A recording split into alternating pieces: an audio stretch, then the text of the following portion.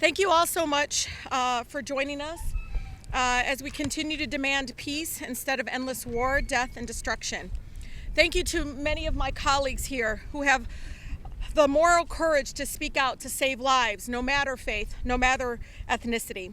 We know, many of us from just even in our district, that the majority of the American people are with us in demanding an immediate ceasefire. This isn't a fringe position, y'all. It's the will of the people. I know in Michigan, 53% of our residents in Michigan support a ceasefire. 74% of them are Michigan Democrats, and 64% of them are independents, all, again, supporting a ceasefire. People all around the world, from all different backgrounds, faiths, ethnicities, have seen what is happening in Gaza and have decided that they can no longer remain silent. Over the past few weeks, we've heard a lot about how the president and his administration are concerned and troubled by the Israeli government's actions. We're here to tell him, so are we. And yet, once again, we are continuing, though, to veto resolutions at the United Nations for a third time, calling for immediate lasting ceasefire. We're asking, please, let's go ahead and now prioritize Palestinian lives, and again, saving the lives that are there, many of them women and children. I want you all to know, in southern Gaza, Netanyahu has already promised to invade Rafah, even if there is a temporary ceasefire. I'm repeating this. In southern Gaza, Netanyahu has already promised to invade Rafah, even if there's a temporary ceasefire. Rafah, as many of us know, and many of us have talked to advocates and families, Rafah is where 1.5 million Palestinian families are displaced without food, clean water, and shelter. And calling for a temporary ceasefire is not enough. We all here are saying we need a permanent solution to this. So we know that there's nothing humanitarian about temporary ceasefire that feeds our children in Gaza before the bombing and killing resumes. So we need a lasting ceasefire. I know that 1.7 Palestinians, nearly 3/4 of Gaza's population, have been displaced. Famine and disease are rampant. I'm hearing about it every single day. Children are forced to eat grass, animal feed, just to survive. I saw a grandmother who, again, lost the parents of the child was lost. Her grandchild is in the hands of her, and she's giving him, Jan, just water that's like brown, looks contaminated. According to the United Nations, 576,000 people in Gaza, one step away from famine. In northern Gaza, 1 in 6 children is malnutritioned. I have a family, the Zechariah al-Rashi family in northern Gaza. The grandfather lives in my district, and he's saying, my grandson has a fever, Rashida. How do I get him medicine? How do I save his life? We don't know what to do. Using starvation as a weapon of war is undeniable a war crime. And is a war crime that we continue again to be complicit to those decisions. All across Gaza, the medical system has been deliberately destroyed. According to UNICEF, at least 90% of children under the age of 5 is affected by one or more infectious disease.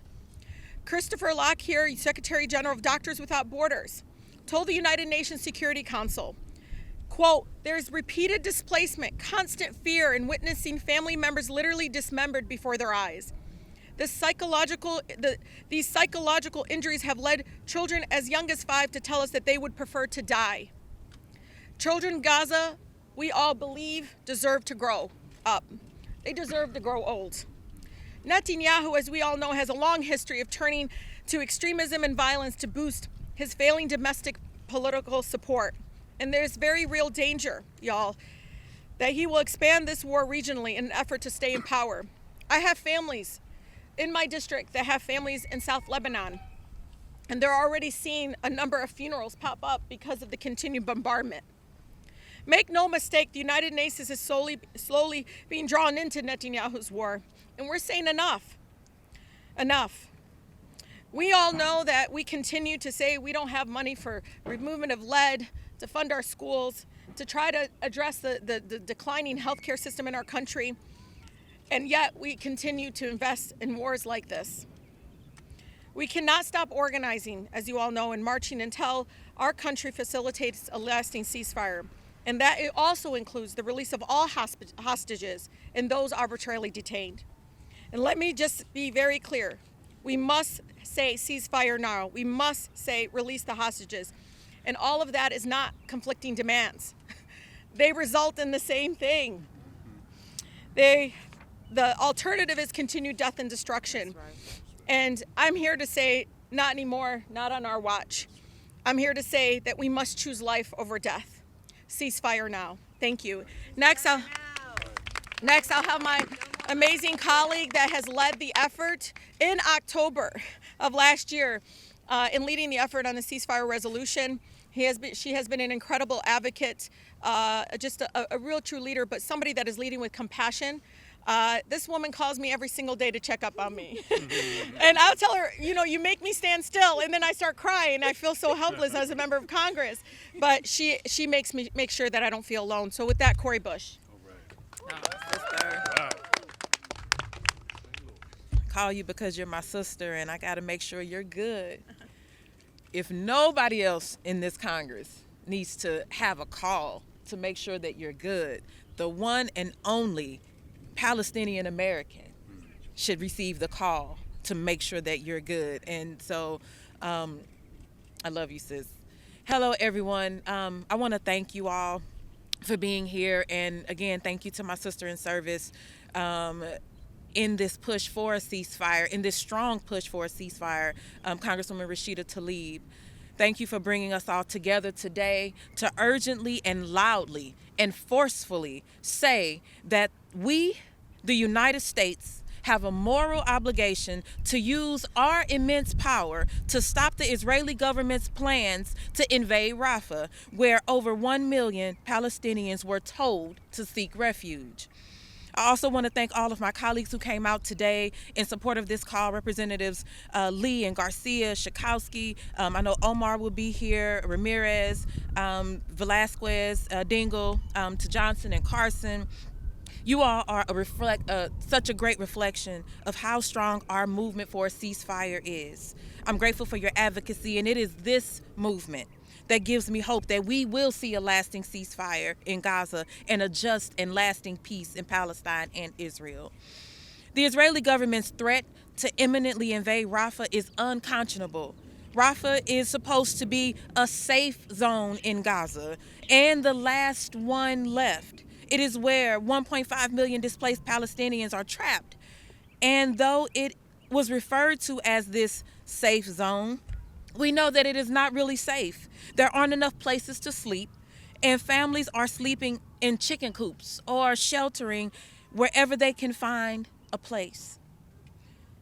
There is such widespread starvation that people have resorted to mixing, which we just heard from Rashida Tlaib, mixing animal feed with grass and feeding it to their children.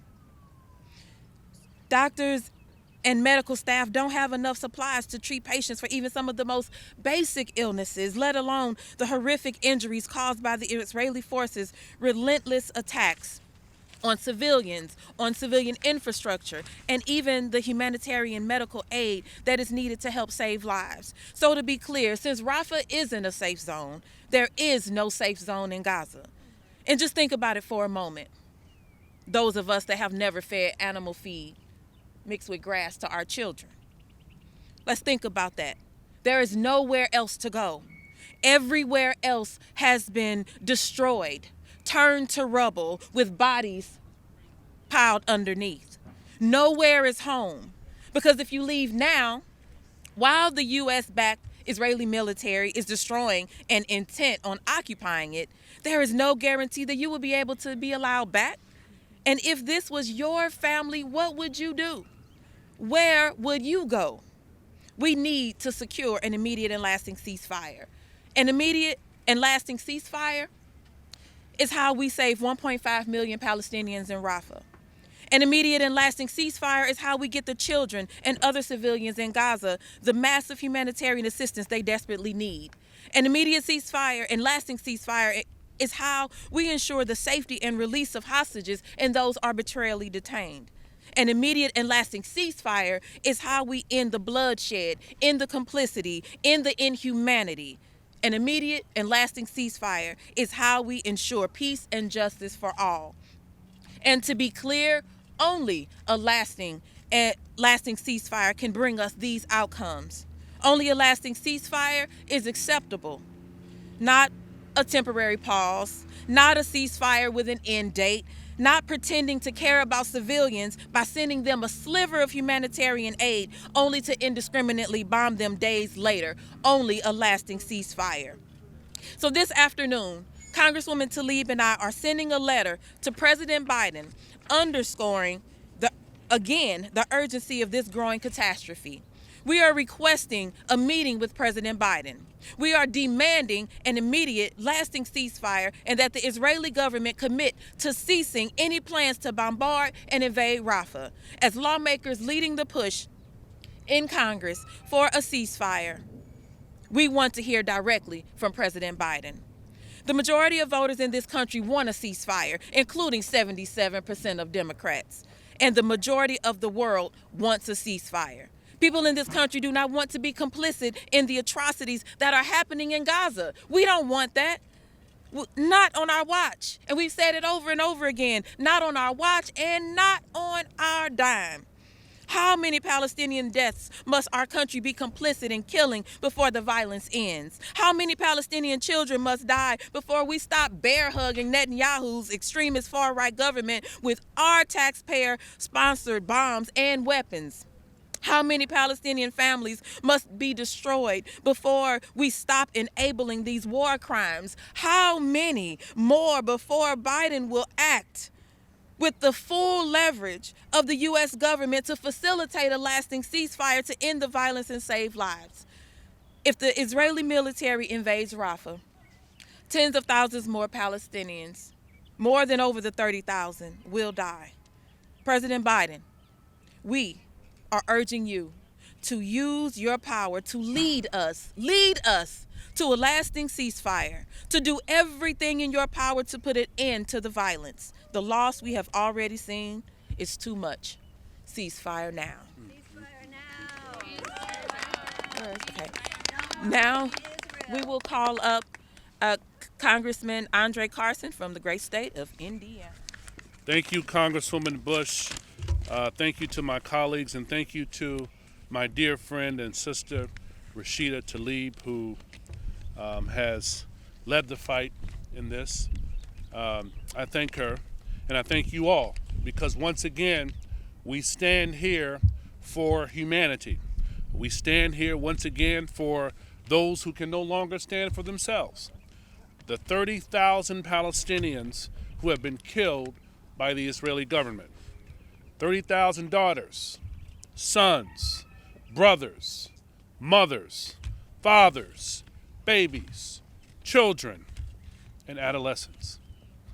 Today, the population of Rafah has increased from 300,000 people to over 1.4 million people as desperate, grieving families have been forced to flee to where they were told they'd be safe.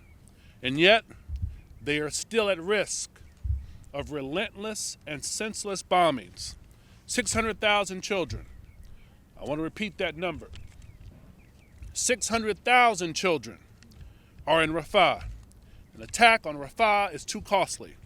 Today, we stand here to say that even one innocent life is one too many.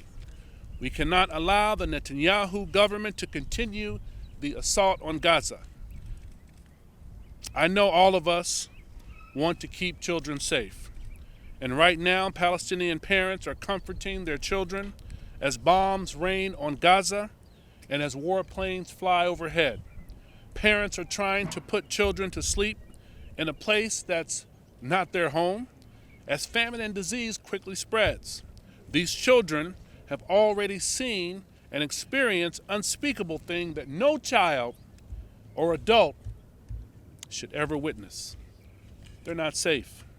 Just yesterday, I joined my colleagues, Congresswoman Jayapal and Congressman Raskin, in leading a letter to appropriators and administrators to restore the funding to the United Nations Relief and Work Agency, or UNRWA, the agency that has provided necessary aid to Palestinians since the Nakba, that is already stretched thinly due to overwhelming need that is at risk of being shut down.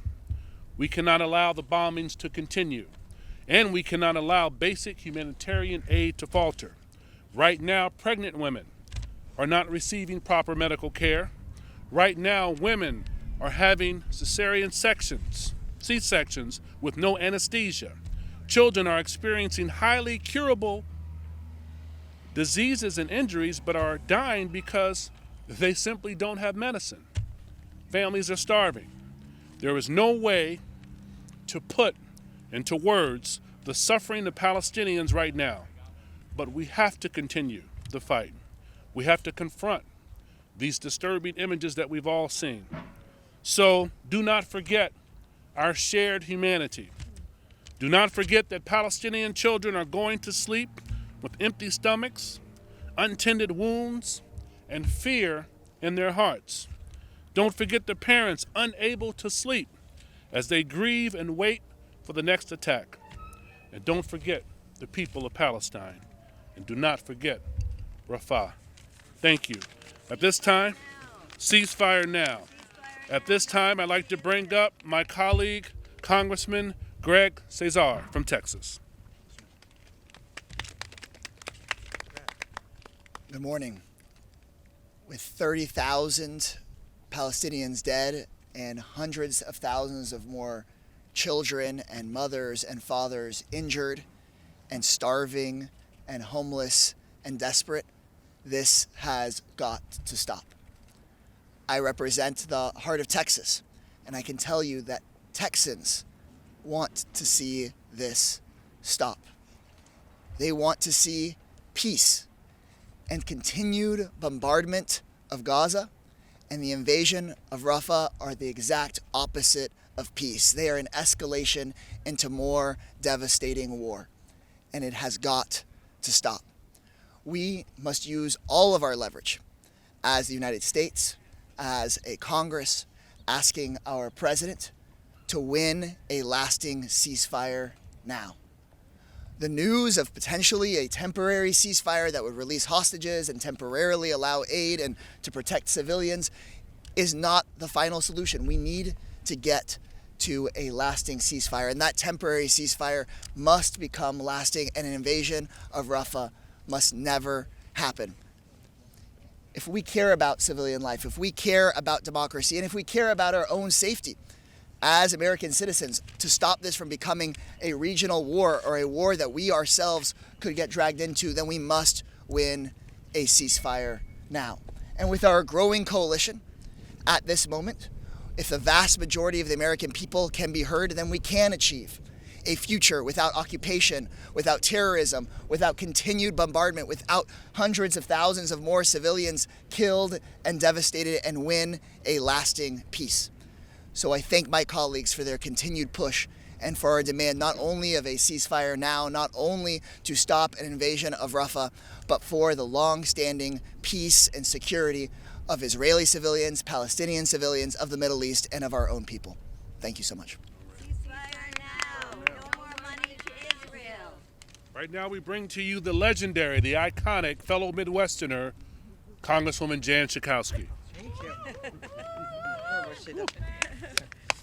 I'm Congresswoman Jan Schakowsky. I represent a district in the Chicago area. So I am not Palestinian. I am Jewish. And I am so proud to join with my colleagues to say that we have to end this war, that there has to be a immediate and long-serving peacefire. And I am proud to say that I'm unhappy to say that Prime Minister Netanyahu is absolutely on the wrong page, and the very idea of going into Rafah means nothing more than more death. Now, I have to tell you, the attack on Israel by Hamas, that was wrong, but now we are seeing 30,000 people in Gaza who have already been killed, and there is no doubt at all, if there is an attack on Rafah, which has been pledged by Prime Minister Netanyahu, that these numbers will go up. And it's not just about the weapons that are aimed. It is about the people who are dying because they don't have the needs that they have just to live. The children who are dying of starvation, of disease that is unnecessary. You know, many wars that exist, people can flee. The only place that people supposedly can flee right now is to Rafah. 1 million people, sure death. And so you've heard all of the horror stories. We've all seen them on television. We've listened to the physicians that are trying to save lives there. We have seen that the humanitarian assistance that needs to be there is not coming in right now. This is intolerable. I am happy to stand with my colleagues and the majority of Americans right now who want to see an end to this war, who want to see a ceasefire, and I am proud to be here. Thank you. Next, we'll have my sister in service from Minnesota. They confuse us all the time. I'm not joking. I'm always the member from Minnesota now. But with that, Congresswoman Ilhan Omar. Right. Woo!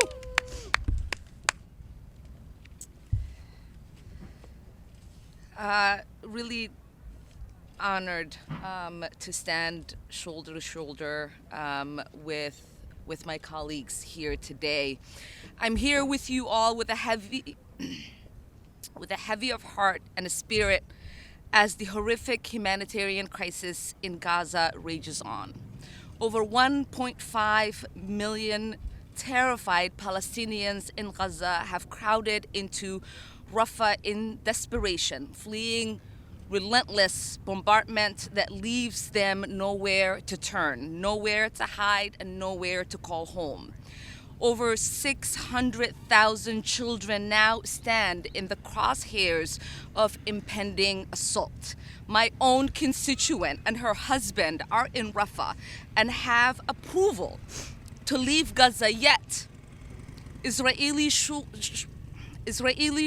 soldiers shoot at them while they carry a white flag. They are also harassed, checked, and insulted. Her husband was stripped down to his underwear, arrested, and dragged away to an unknown place. Arrested for no reason. There is no safe place in Gaza. Many in Rafah are yearning for the most basic yet elusive need, a safe home for themselves. They have endured decades of occupation, watched their dreams of stability and dignity grow more distant with each lockdown, each helicopter barrage, each callous eviction. As an assault on Rafah extinguishes perhaps their last flicker of hope. The images that emerge chill us to our core. Entire city blocks reduced to rubble. People digging with bare hands through rapids for any sign of life. Wailing mothers clutching their dead children pulled from the wreckage. Entire families wiped out in an instant. A never-ending onslaught of violence targeting the most vulnerable.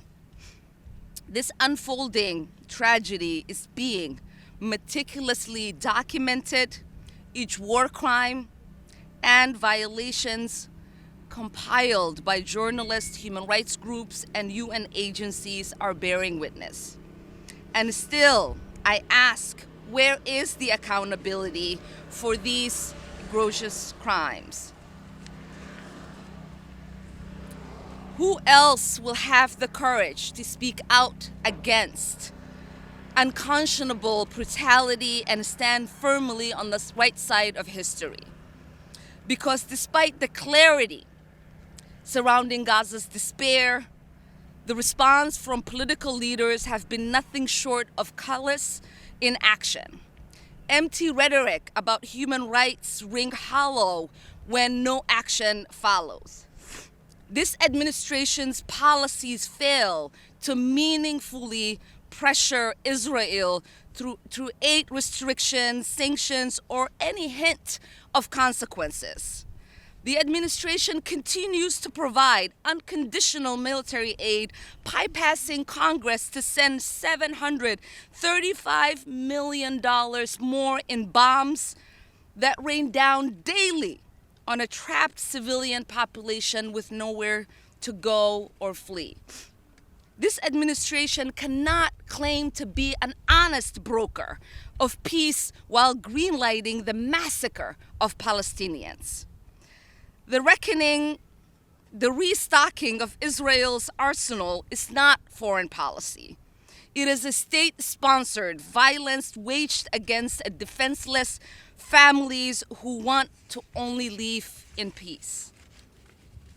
If we truly want to uplift humanity, to protect the innocent people of Gaza, to bring hostages safely home, to hold out hope for peace, then we must demand ceasefire now. No more American dollars to fund Israel's bombs. No more children buried under concrete. History will remember those who stood on high moral ground. We must, at last, have a permanent ceasefire that guarantees security, peace, and justice for Palestinians and Israelis alike. And we must never remain silent in this moment. Thank you. Ceasefire now. No more money to Israel. It's Nydia, she's not here. Please help me welcome the incredible Congresswoman from Massachusetts, 7th, Ayanna Pressley. All right. Ayanna.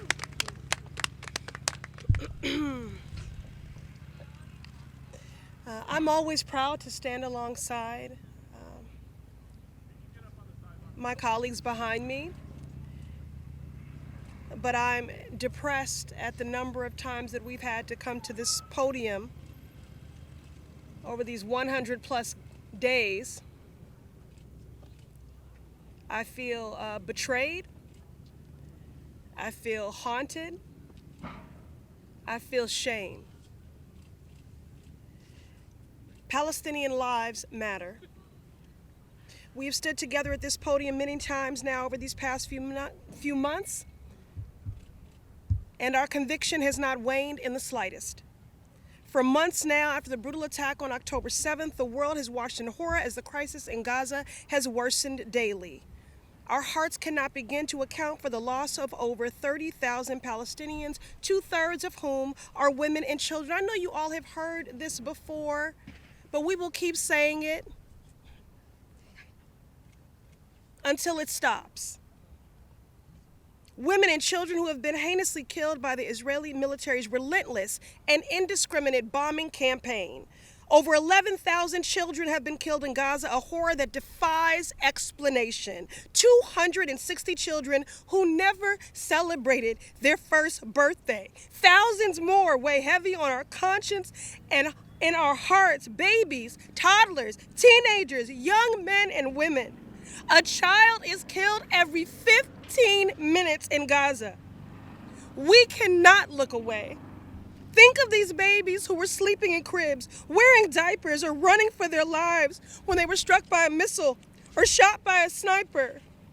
What has happened to our humanity? Today, the people of Gaza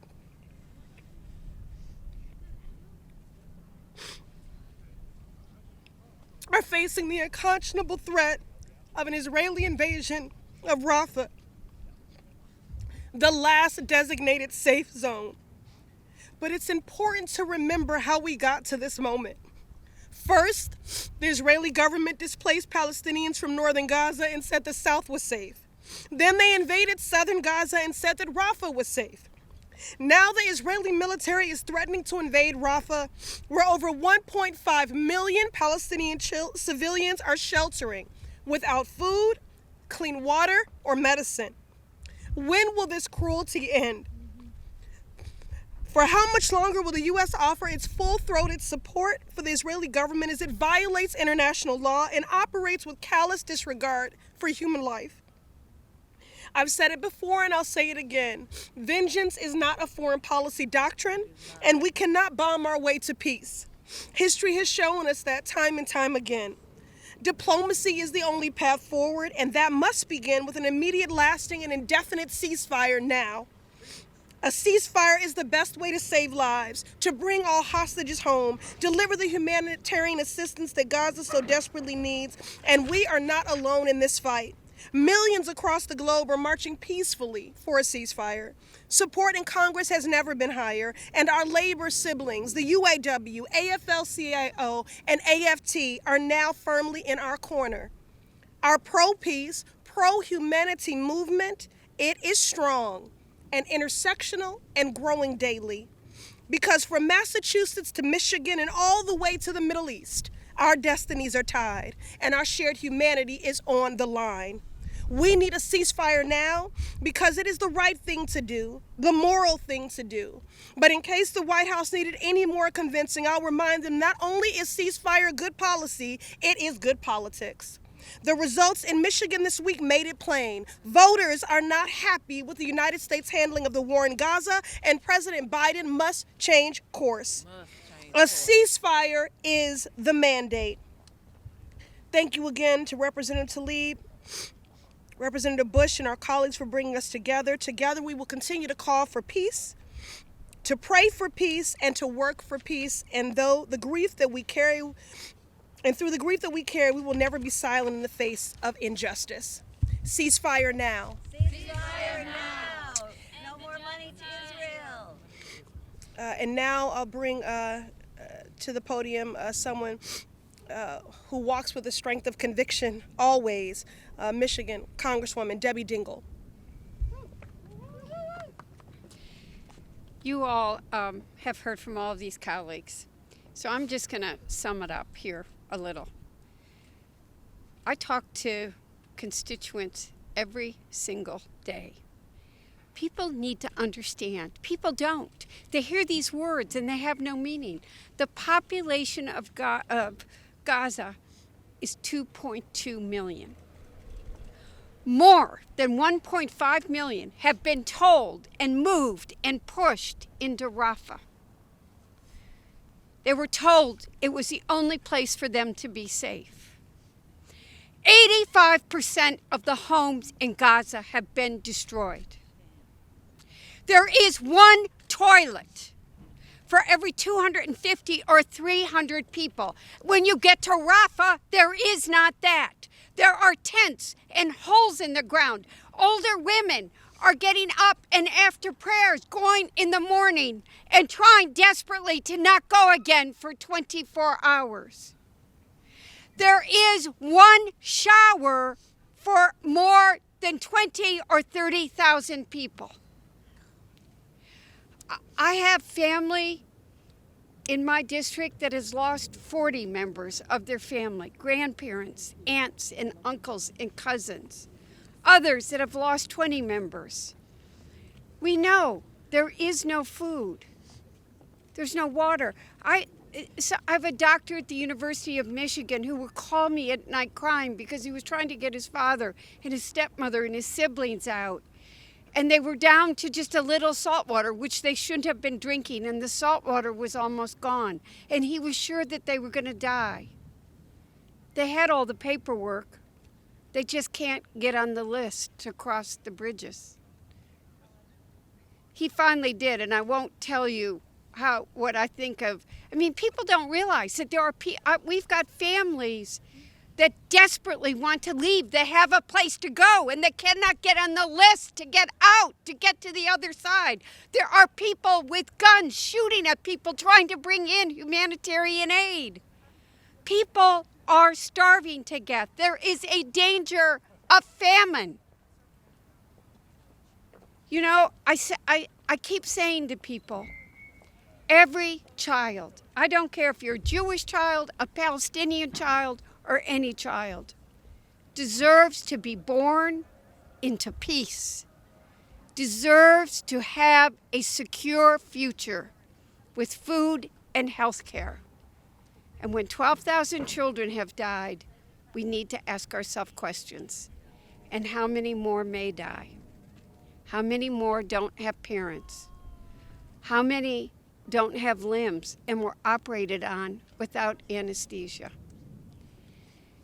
Any attack on Rafah right now will kill thousands more. We need a ceasefire.